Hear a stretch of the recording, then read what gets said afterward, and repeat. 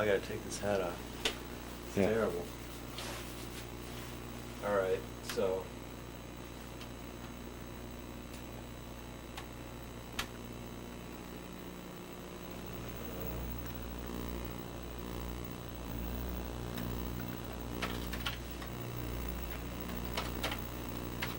Okay, this is a 3-voice.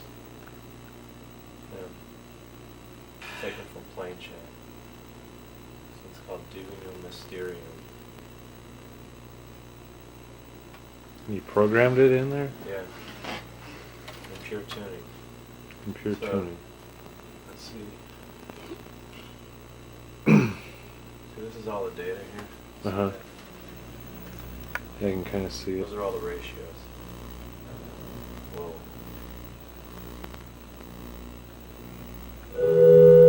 Oh, cool.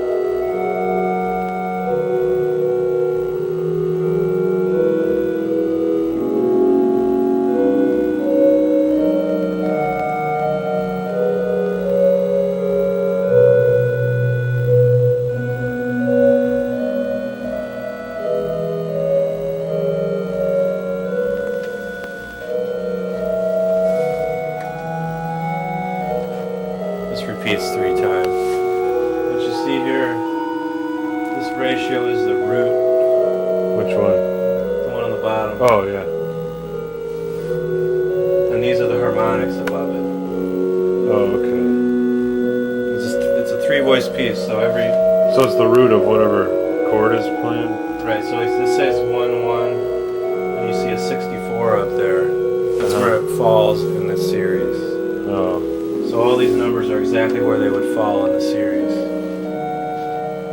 So, for instance, the final one is 1664. I didn't catch the top number. Yeah.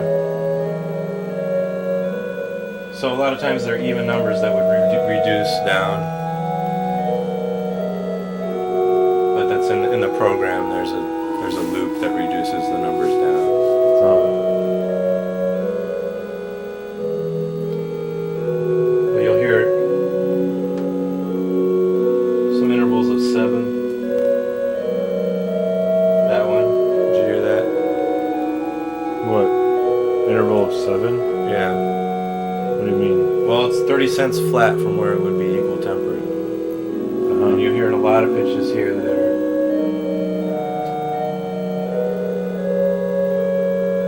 All the thirds are pure.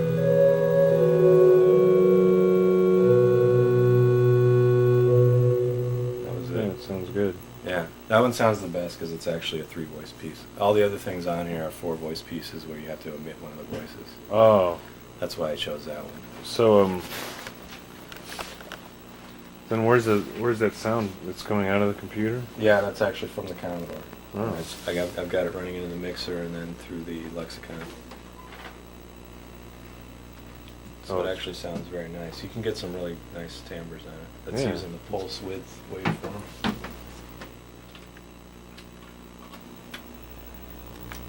It's very simple. Yeah, here's the code for that program. And I use the same basic structure and just put in new data statements. Oh. So, So I, how do you make it play the rhythms and so just on the program, I guess? it's taken from these here. Let's see if I can find that one.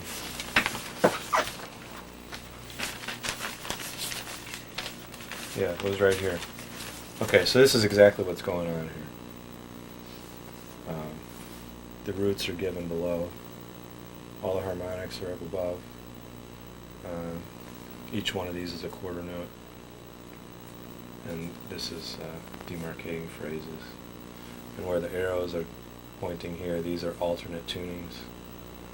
So for example, here you could have a root of 3-2, or the fifth, and harmonics 8, 20, 27, in which case this would be 27 as a Pythagorean major sixth, or you could have it based on 1 with 20 in the same position as the 27. So instead of having Pythagorean here, you have pure fifth harmonic. So it's pure major third tunings. Mm. So these two are off by the syntonic comma and the difference in pitch. So I'm not sure. I probably went with the pure major third on that one. And there, you see alternate tunings. I tried one here that involved 13 just to see what it sounded like. I didn't use that one, but for example, here's ratios of 7. And sometimes these would show up on the screen as a number like 56 or something, some high number that you can divide by 2. Oh. Keep dividing by 2. But that's it. So that's how I did that. And these are just straight out of the hymnal. And all the voice leading is taken straight from the hymnal. This is number 42, which is right here. So that's exactly this. Except it's in pure Except tuning. in pure tuning. Yeah. Wow. That's cool. Yeah, it's fun.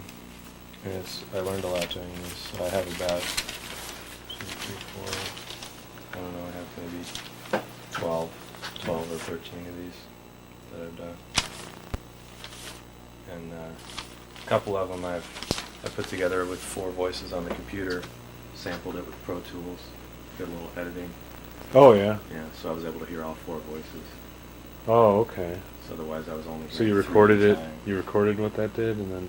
Yeah, I recorded it in the Pro Tools, but the problem is the computer, it's processing in real time, and it's also doing the calculations, so when I have it to some voices and not others, the tempo is different. Oh. So I had to edit, cut and paste a few things to fix it. Huh. But it's a neat way to try out different tunings of the same passage.